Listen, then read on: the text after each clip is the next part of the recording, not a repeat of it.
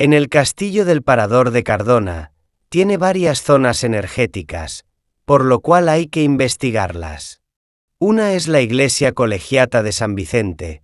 Estas energías telúricas son para autentificar que es una de las iglesias románicas, tiene forma de cruz. Otra zona de energías telúricas son los 3 puntos, que coinciden a 3 habitaciones, con unas energías negativas que únicamente afectan en el interior del habitáculo.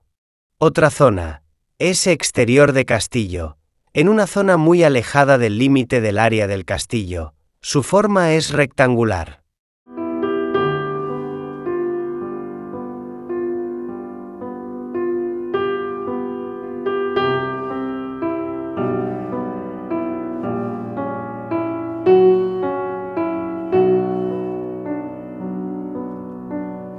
Al realizar un estudio con el péndulo de esta iglesia, se puede apreciar la presencia de 2 energías telúricas bien definidas.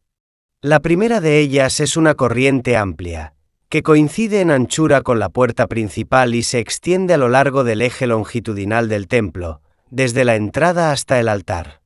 La segunda energía, en cambio, cruza transversalmente a la primera, justo en el punto donde se sitúa el sacerdote durante la celebración de una misa.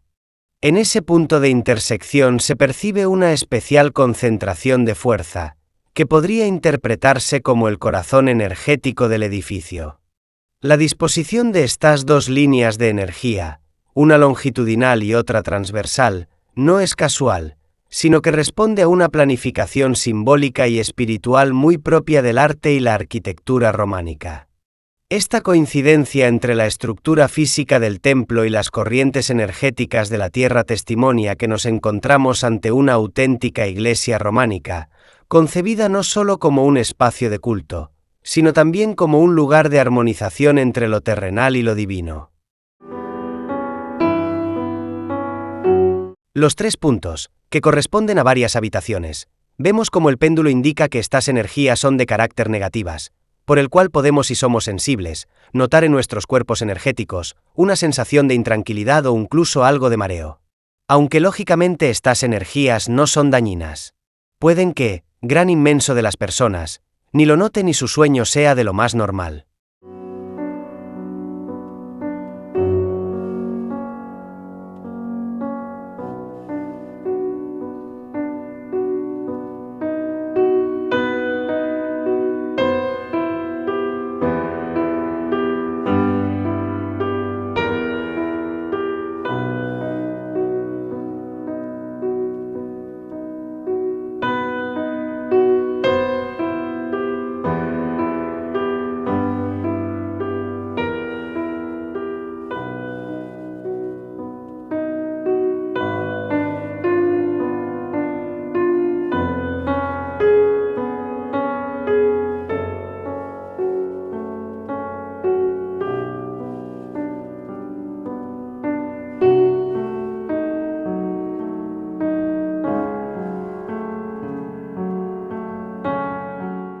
En esta zona del castillo, tenemos un posible enterramiento de objetos, o puede que se haya construido para albergar personas, aunque sea, lógicamente, una teoría más de lo enigmático del castillo, que da pie a todo tipo de especulaciones. El péndulo indica la forma y la posición de este lugar, que es rectangular y muy apartado del castillo, como si nadie lo pudiera encontrarlo, aunque no hay ni positivo ni negativo, solo el descubrimiento poco normal del lugar en que se encuentra. Una vez llegado a la recepción del castillo, pregunté, con el plano de las fotos mías, para que me indicasen el número de estas habitaciones, para poderlas reconocer y estudiarlas. Aunque sea por la parte exterior en el pasillo. La única en que pude estudiarla con tranquilidad ha sido la habitación 713, que tuve la suerte de estar en ella, a pesar de investigarlo con el péndulo, y dar negativo toda la habitación. Parte de mi familia que éramos, durmieron muy bien, sin sorpresas.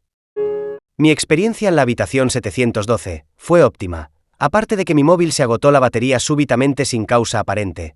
Por lo demás, a pesar de tener la suerte de poder dormir en esta habitación, tan codiciada, todo ha sido satisfactoriamente. El péndulo no indicaba ninguna anomalía fuera de lo normal.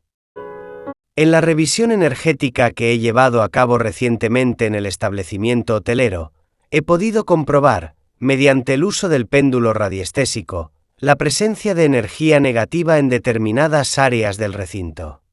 El estudio se ha realizado habitación por habitación, con la intención de descartar cualquier tipo de alteración o desequilibrio energético que pudiera afectar al bienestar de los huéspedes. Después de un análisis minucioso, se ha llegado a la conclusión de que existen 3 habitaciones concretas que presentan acumulación de energía negativa. Dichas estancias han sido identificadas de manera precisa gracias a la respuesta clara y repetida del péndulo, que en cada caso mostró oscilaciones significativas, confirmando sin lugar a duda la alteración del campo energético en esas habitaciones. Es importante destacar que las energías detectadas no corresponden a simples variaciones circunstanciales o casuales, sino que se trata de puntos concretos y localizados dentro del hotel, donde la vibración resulta negativa y poco favorable. La persistencia de estas señales en distintas mediciones evidencia que el fenómeno no es pasajero, sino que requiere atención para ser constante.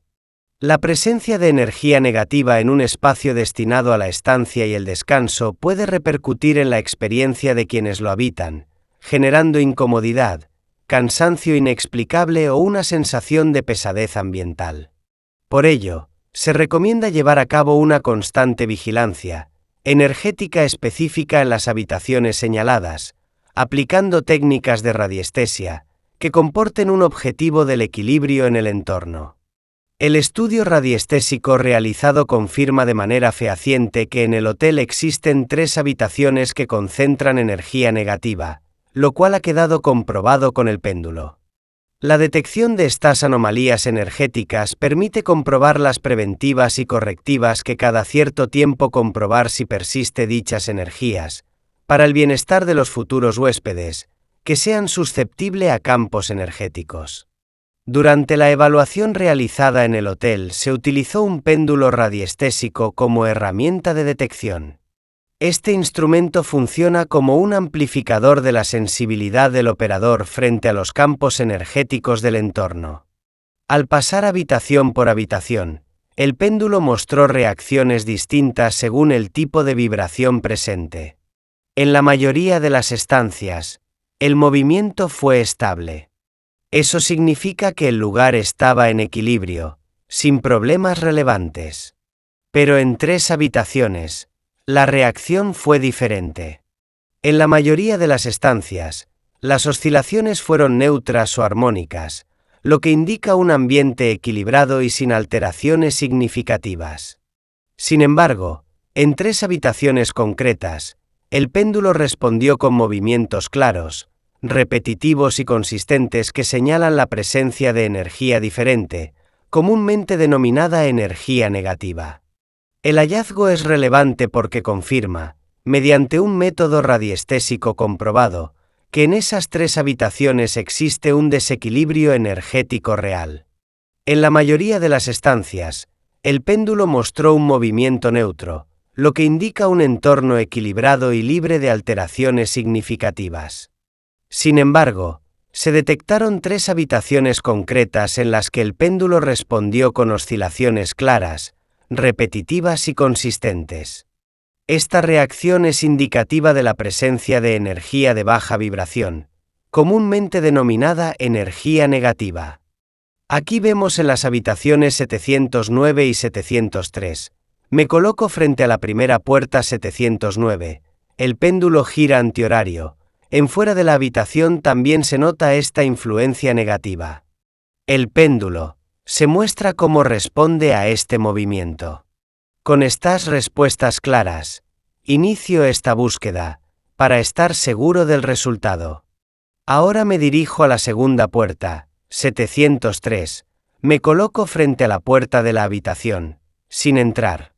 El resultado es como me temía, es el mismo. Su influencia es también negativa, con el giro antihorario. Esto no significa que sea dañina a las personas, salvo a personas sensibles, que pueden estar algo molestas, pero nada más. Su sueño debe de ser lo más normal y placentero. Lógicamente, tampoco significa que exista fenómenos fantasmales. Al realizar una observación detenida con el péndulo dentro de esta iglesia, se manifiesta con claridad la presencia de dos energías telúricas principales, que estructuran y dan sentido al espacio sagrado. Estas corrientes de energía, invisibles a los ojos pero perceptibles a través de la sensibilidad radiestésica, parecen haber sido tenidas en cuenta desde el momento mismo de la construcción del templo, como si los antiguos maestros constructores hubieran sabido armonizar las fuerzas de la tierra con las del espíritu. La primera energía se presenta en forma de una corriente ancha y poderosa, que comienza en la puerta de entrada y recorre todo el eje longitudinal de la iglesia, hasta alcanzar el altar mayor. Su anchura coincide exactamente con la de la puerta principal, lo cual no parece una casualidad, sino una clara intención arquitectónica de permitir que esa corriente telúrica fluya sin obstáculos desde el exterior hacia el interior. Es como si, al cruzar el umbral, el visitante no solo ingresara a un edificio físico, sino también a un canal energético que lo conduce hacia el centro espiritual del recinto. Esta energía longitudinal puede interpretarse como una fuerza de orientación, una especie de camino invisible que guía el tránsito desde lo terrenal hasta lo divino, desde el ruido del mundo hacia el silencio del alma.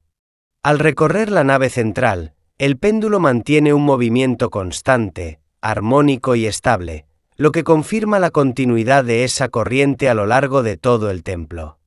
La segunda energía, en cambio, se orienta de manera transversal y cruza la primera en el punto preciso donde se sitúa el sacerdote durante la celebración litúrgica. Este punto de cruce, cargado de simbolismo, parece concentrar una fuerza particular, como si en él convergieran las vibraciones de la tierra y las del cielo. El péndulo, al pasar por esa intersección, muestra un cambio evidente en su oscilación, señal de un aumento en la intensidad energética.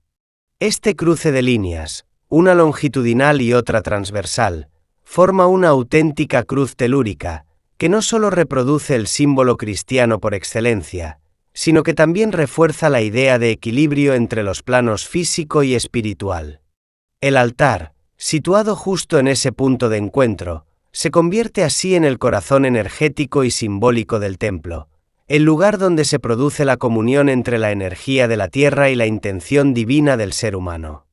La presencia de estas dos corrientes no es un hecho aislado, constituye un rasgo característico de la arquitectura románica, donde la orientación, las proporciones y la ubicación de los elementos constructivos estaban cuidadosamente elegidas para favorecer la armonía entre el edificio y las fuerzas naturales del entorno.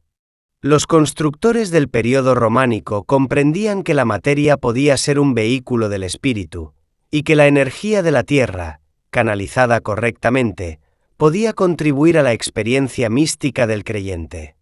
Por todo ello, el hallazgo de estas dos líneas de energía, una que recorre el templo de este a oeste y otra que lo atraviesa de norte a sur, coincidiendo con el lugar del oficiante, constituye una evidencia clara de que estamos ante una auténtica iglesia románica. No se trata solo de un edificio histórico o artístico, sino de un espacio sagrado vivo, diseñado para mantener un diálogo permanente entre el ser humano, la tierra y lo divino.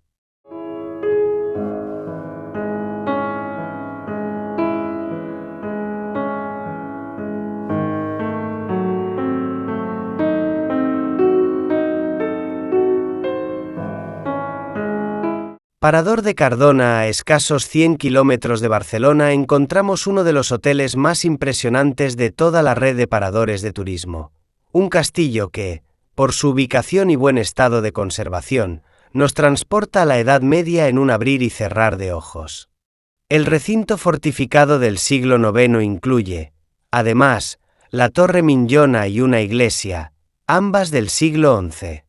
La ubicación de este impresionante castillo, en lo alto de un promontorio, nos regala unas espectaculares vistas del valle del río Cardener y del valle Salino, donde se encuentra una de las minas de sal potásica más importantes del mundo, actualmente inactiva pero que podemos conocer en visitas guiadas, una actividad muy recomendable.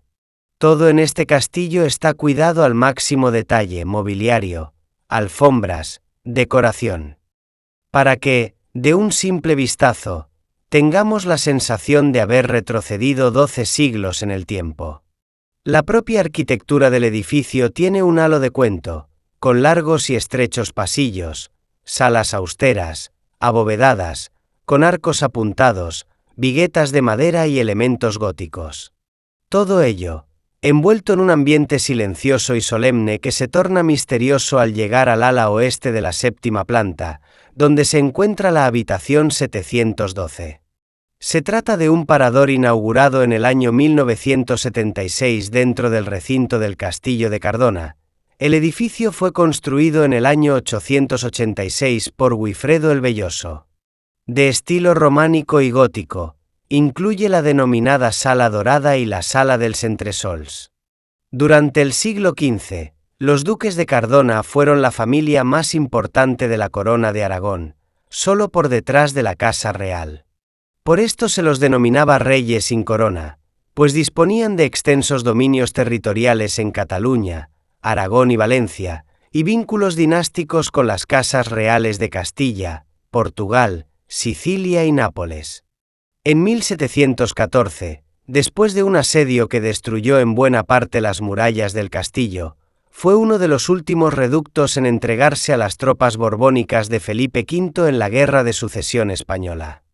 Su joya es la Torre de la Miñona, del siglo XI, de 15 metros de alto y es más de 10 metros de diámetro, y la iglesia románica de San Vicente de Cardona. El edificio fue declarado bien de interés cultural. 80 años antes, según algunos investigadores, la población ya contaba con una pequeña guarnición.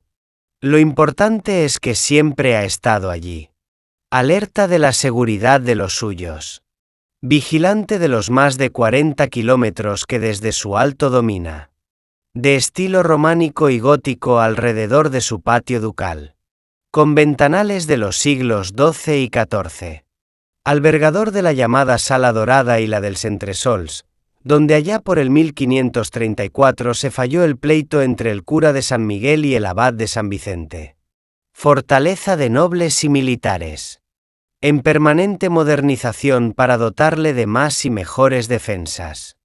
Los primitivos muros, almenas y matacanes se retocaron para incrementar su uso como fortaleza.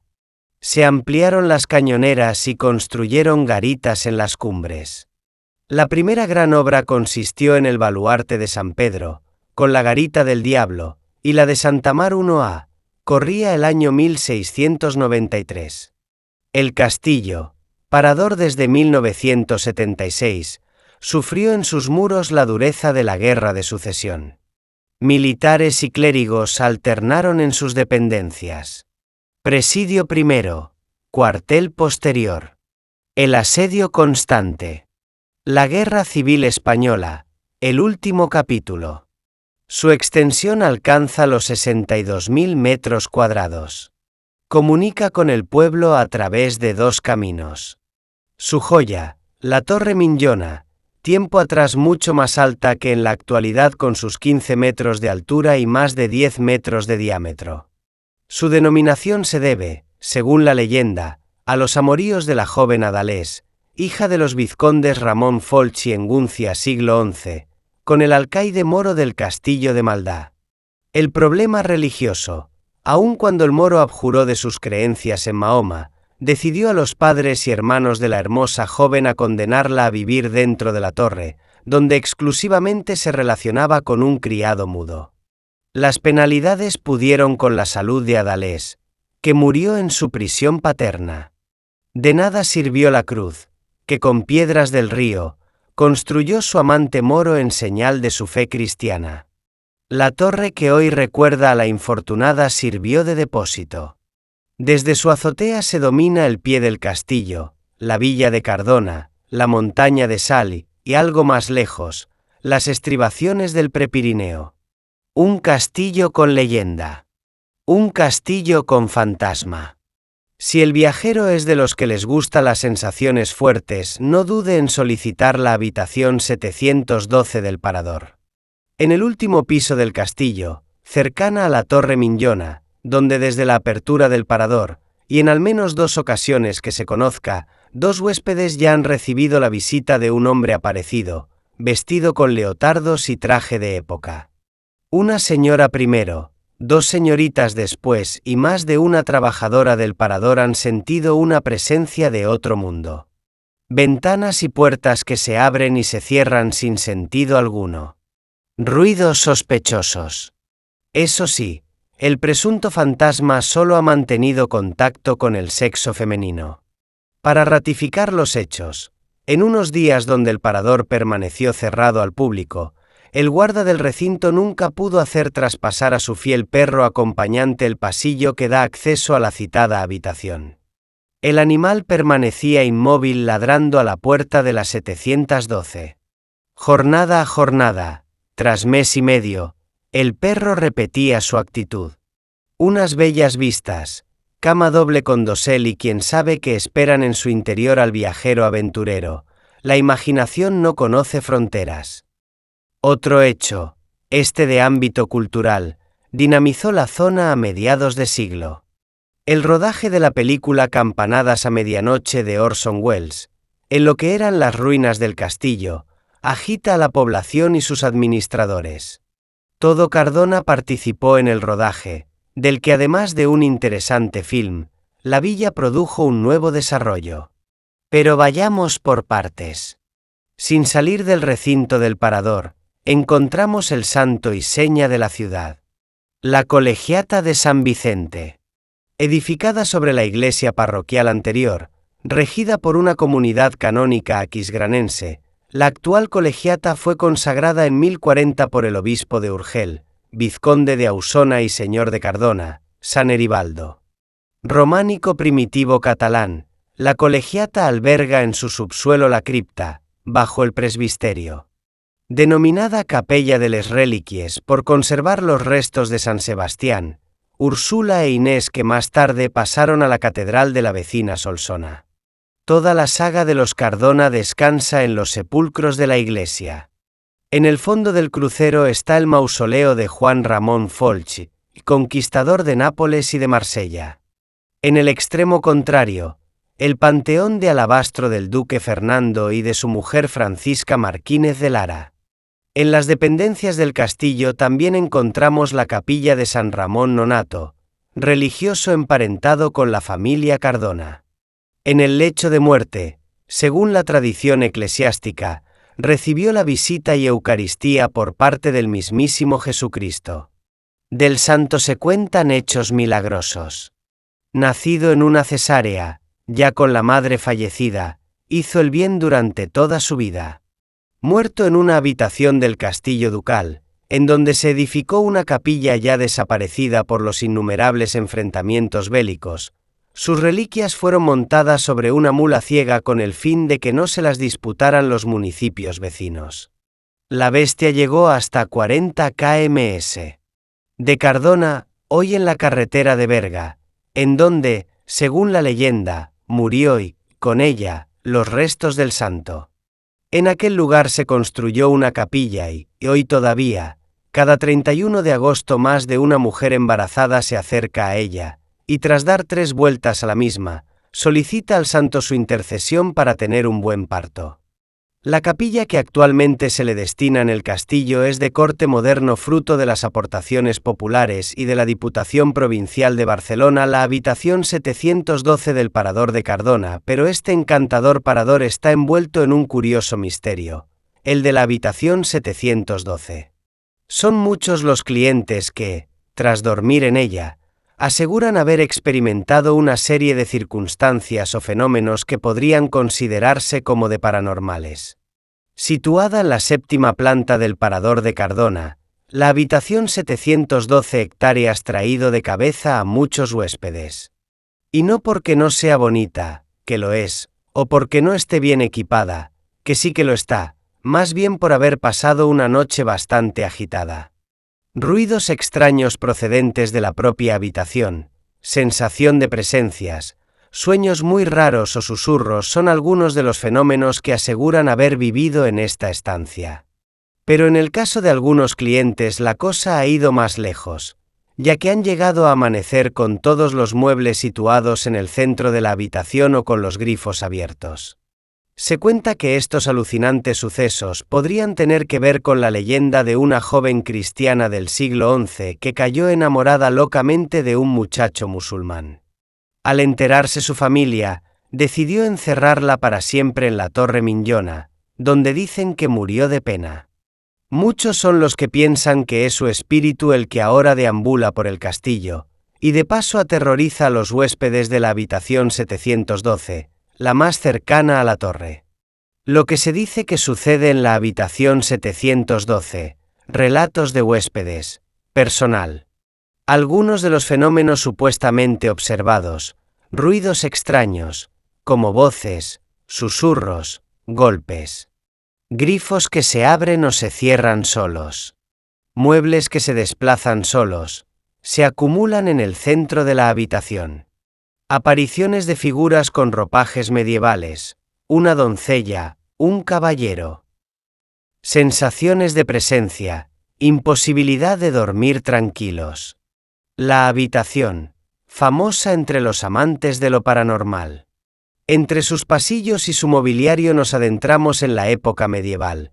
La decoración, el mobiliario y las alfombras de sus corredores recrean la gloria de tiempos pasados. El parador dispone de 54 habitaciones de inspiración medieval, con estrechos pasillos, salas austeras, galerías abovedadas con arcos apuntados, fosos y murallas góticas. Si uno se atreve, puede escoger la habitación 712 para aventurarse a vivir una experiencia y conectarse, como algunos huéspedes dicen que han hecho, con el más allá. El mobiliario de inspiración medieval catalana y las paredes permitirán vivir el hechizo. La habitación embrujada permanece siempre cerrada, a no ser que un huésped pida alojarse ahí expresamente, según cuentan los viajeros. Aquellos que han decidido pasar la noche relatan la sensación de presencias extrañas o el trajín de muebles en la habitación de arriba que siempre ha estado vacía. Se dice que tras algunos extraños sucesos, el personal de limpieza del parador ha decidido acceder a la habitación de 2 en 2 para estar siempre acompañados. Hay algunos de ellos que han relatado haber escuchado voces o grifos abiertos, sin que se estuviera alojando ningún huésped en ese momento.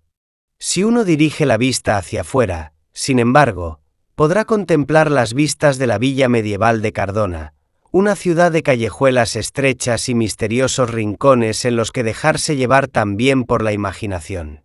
La panorámica desde el parador se extiende también hacia el Pirineo y la Cataluña interior. El casco histórico de Cardona fue declarado bien cultural de interés nacional y dar un paseo por sus calles permite explorar la arquitectura medieval y el papel estratégico que jugó al ser frontera con Al-Ándalus y punto comercial con su montaña de sal. Muchos huéspedes han reportado haber sentido o escuchado ruidos extraños y la presencia de espíritus. Algunos han encontrado los muebles de la habitación desplazados, a menudo en el centro de la estancia. Se ha dado el caso de descubrir grifos abiertos en la habitación sin que nadie estuviera presente. Se cree que el espíritu de Adalés vaga por el castillo, manifestándose en esta habitación que es la más cercana a la torre donde murió. No hay evidencia histórica sólida que confirme con certeza que una persona llamada Adalés existiera exactamente con todos los detalles que la leyenda dice. Es muy probable que sea una mezcla de varias historias o leyendas locales, transformadas con el tiempo. No hay registros oficiales verificables de sucesos paranormales con pruebas concluyentes. La mayoría de los relatos son testimonios anecdóticos de huéspedes y personal. Algunas versiones varían en detalles. Cómo murió Adalés, quién era exactamente, qué grado de aislamiento sufrió, etc. La iglesia de San Vicente. La impresionante iglesia colegiata de San Vicente, construida entre 1029 y 1040, es el elemento más importante del conjunto monumental del castillo de Cardona. La grandiosidad, la unidad de estilo y la elegancia de este edificio lo han convertido en una de las obras maestras del primer románico catalán. La iglesia, que está precedida de un atrio porticado, presenta planta de cruz latina con 3 naves separadas por pilares cruciformes y rematadas por ábsides semicirculares, con un transepto poco aparente. La nave central, de mayor tamaño, es muy alta y está cubierta por una espectacular bóveda de cañón. Las 2 laterales son mucho más estrechas, con bóveda de arista. El presbiterio y el ábside central están más elevadas, ya que debajo se encuentra una interesante cripta. La decoración de la iglesia, muy austera, corresponde al estilo románico lombardo. Elementos destacados. Los 2 sepulcros adosados a las paredes del transepto. El mayor es el mausoleo del duque Fernando Juan Ramón Folch de Cardona, de estilo renacentista. La cúpula apoyada sobre 4 trompas, con un óculo central, que corona el crucero. En el exterior se convierte en un cimborrio octogonal. En su restaurante se sirven platos típicos de la gastronomía local, incluyendo no solamente la comida típica catalana, sino los platos específicos de la comarca. Dentro del Parador de Cardona se rodó un episodio de Cuarto Milenio en el que hablan de la existencia de un fantasma que habitaba en la habitación 712. El músico Jordi Savall ha realizado en él varias grabaciones de música antigua junto con otros prestigiosos músicos de su equipo. Fue residencia de la familia nobiliaria más poderosa de toda la corona de Aragón después de la familia real.